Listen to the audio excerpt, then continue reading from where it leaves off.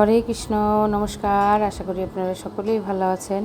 Life around Krishna আর একটি নতুন ভিডিওতে আপনাদের সকলকে স্বাগত। আজ সকাল সকাল আমার মঙ্গল আরতিও হয়ে গেছে। আজকে একাদশী, আমার পুজো হয়ে গেছে, ভগবানকে স্নান টান করিয়ে ড্রেস পরিয়ে দিয়েছি। আজ ওর বাবা সকালবেলায় বাজারে গেছিলো বাজার টাজার করতে, ফল টল, আজকে একাদশী সেজন্য একটা খুব সুন্দর একটা ফুলের চারা নিয়ে এসছে। আমার এই তুলসী গাছটা দেখছেন, এই তুলসী গাছটা ইটির ফাঁকে প্রায় 1 ইঞ্চি মতন একটা গাছ হয়েছিল। তাই ঝাঁটায় বাজছিল, তাই তুলে নিয়ে এসে আমি তখন তুলসী মন্দিরে তখন গাছগুলো একদম মরে গেছিলো, তাই এই মাটির মধ্যে 2টো গাছ পুঁতে দিয়েছিলাম। আমি 2টো গাছ ওখানে মাটির মধ্যে পুঁতে দিয়েছি। তা আজকে দেখুন সেই তুলসী গাছ আজকে কত বড় হয়ে গেছে, প্রায় আমার থেকেও বড় হয়ে গেছে। নৃসিংহ চতুর্দশী যেদিন ছিল তখন একটা তুলসী পাতা আমি পাইনি, জানেন তো। কারণ পাড়ার থেকে আমি 108টা তুলসী পাতা নিয়ে এসেছিলাম, আমার গাছের একটা তুলসী পাতাও ছিল না, সব মরে গেছিলো। আবার নতুন করে গাছ জন্মেছে, এখন সারা বাড়ি ভর্তি তুলসী গাছ। চলুন এখন চলে যাই রান্নাঘরে। ওর বাবা প্রচুর ফল নিয়ে এসছে আজকে একাদশী উপলক্ষে, আমার রান্নাও বসিয়ে দিয়েছি। তাই আজকে আমাদের একাদশীতে আমার মেয়েরা বেশি কিছু খায় না, আমি বেশি কিছু রান্নাও করি না। ওই আলুর সবজি হবে, আলুর তরকারি, আর কিচ্ছু খেতে চায় না। কালকে তো তুলসী পাতা তোলা যাবে না দ্বাদশীতে, তাই তুলসী পাতা আগের থেকেই তুলে রেখেছি আর সাবু ভিজিয়ে রেখেছি। রাত্রেবেলা ওই কলা, আম, সব নারকেল কোড়া সব কিছু দিয়ে সাবু মাখবো, কারণ বেশি একটা কিছু খেতে চায় না। দুপুরবেলায় আলুর তরকারি আর আলু ভাজা খাবে, আর রাত্রেবেলা সাবু মাখবো। সাবুর আগে পোলাও বানাতাম, তাই পোলাওটা কোনো দিন ভালো হয়, কোনো দিন ভালো না হলে আর খাবেই না। যদি খুব ভালো না হয় ওরা খাবেই না কিছুতেই।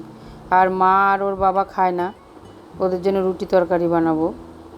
আর রান্না করতে করতে বড় মেয়ে এসে বায়না ধরেছে, মা ফেস প্যাক বানিয়ে দাও।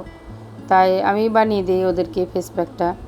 এটা আপনারাও ট্রাই করতে পারেন। আমার মেয়েরা কোনো দিন বিউটি পার্লারে যায় না, যে গিয়ে ফেসিয়াল করবে, অমুক করবে তমুক করবে, কিচ্ছু করে না। তাই আমি বাড়িতেই ফেসিয়াল বানিয়ে দিই, এত সুন্দর হয়। আপনারা একটু ট্রাই করে দেখবেন। কাঁচা হলুদ, বিট, আলু আর টক দই, এগুলো সব একবারে মিক্সিতে দিয়ে দেবো, আর একটু শসা দেবো, টমেটোও দেওয়া যায়।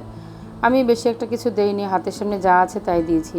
আমি আমার ঘরের পিছনে প্রচুর হলুদ গাছ হয়েছে, ওখান থেকে তুলে নিয়ে এসেছি।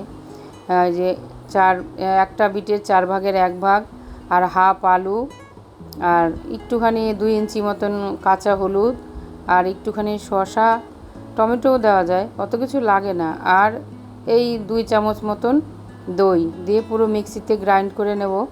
তারপরে মিক্সিতে গ্রাইন্ড হয়ে গেলে, মিক্সিতে গ্রাইন্ড করে নিয়েছি, এখন ছেঁকনি দিয়ে ছেঁকে নেব। না ছাকলেও হয়, না ছেঁকে নিলেও হয়, এটাও ছেঁকে নেই। যদি ওর মধ্যে কোনো লাম্পস বা ছোট ছোট দানা থেকে থাকে তাও ছেঁকে নেই। ছেঁকে নিয়ে পুরো ডিপ ফ্রিজে রেখে দিতে হবে। এর মধ্যে আমি এখন 2 চামচ চালের গুঁড়ো আর 2 চামচ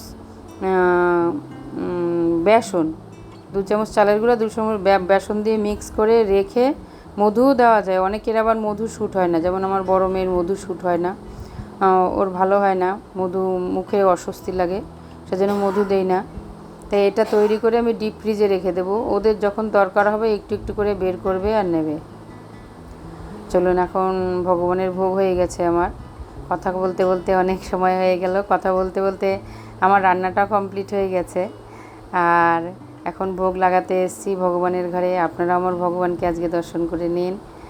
আর ভগবানের ভোগ হয়ে গেছে।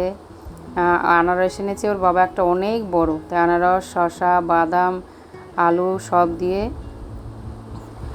ভোগ লাগিয়ে দিয়েছি।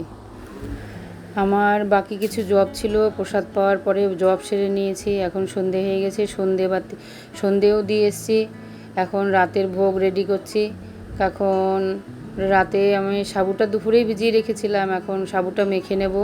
নারকেল কোড়া, কলা, আম, আর খেজুরের গুড় সব দিয়ে, আর আমটা খুব একটা মিষ্টি ছিল না। ওর বাবা বড় বড় সব আম এনেছে, এখনও একটু একটু কাঁচা আছে, এখনও খুব ভালো পাকেনি। তাও দেওয়াতে মেয়ে রেগে গেছে, ছোটো মেয়ে, বলছে মা আমটা দেওয়াতে পুরো স্বাদ নষ্ট করে দিয়েছো। আমি বলছি ভগবান খেয়ে নিলেও আর তোরা খেতে পারবি না? তাই ভালো করে মেখে ভগবানকে তুলসী পত্র দিয়ে ভগবানকে ভোগ লাগিয়েছি। আমার রাতের ভোগ হয়ে গেছে। এখন আমার ভিডিওটা আপাতত এই পর্যন্ত। আর একটা ভিডিওতে আপনাদের সাথে আবার দেখা হবে। ততক্ষণে আপনারা ভালো থাকবেন, সুস্থ থাকবেন এবং আমার ভিডিও যদি আপনাদের ভালো লেগে থাকে তাহলে সাবস্ক্রাইব করবেন এবং শেয়ার করবেন, কমেন্ট করবেন এবং আমার পাশে থাকবেন। হরে কৃষ্ণ, হরি বল।